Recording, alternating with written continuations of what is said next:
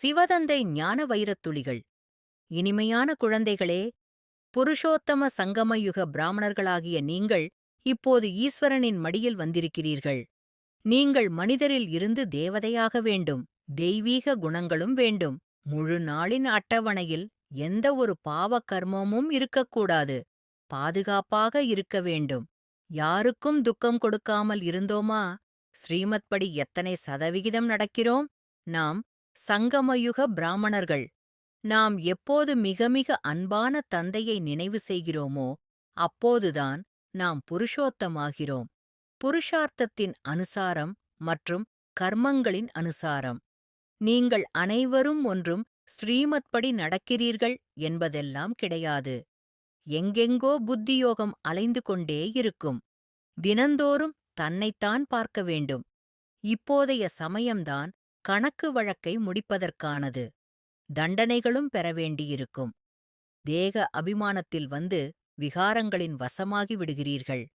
அது அசுர வழி எனச் சொல்லப்படுகின்றது.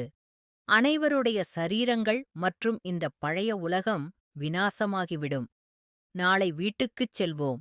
நாம் எல்லையற்ற தந்தையின் வீட்டுக்குச் செல்கிறோம். இது எல்லையற்ற நாடகம். இது இப்போது மீண்டும் முன்போலவே நடைபெறப் போகிறது. சரீரத்தின் சந்நியாசமும் ஆகிவிட்டது என்றால் அனைத்திலிருந்தும் சந்நியாசம். பின்னாளில் உங்களுக்கு சாட்சாத்காரம் ஆகும். எப்படி எப்படி தண்டனைகள் பெறுகின்றனர் என்பதும் உங்களுக்குத் தெரிய வரும். ஒருவரை நினைவு செய்வோமானால் ஆசிரியர் மற்றும் குரு இருவரின் நினைவும் வரும். புத்தி அலையக்கூடாது. வெறுமனே சிவன் என்று மட்டும் சொன்னால் போதாது.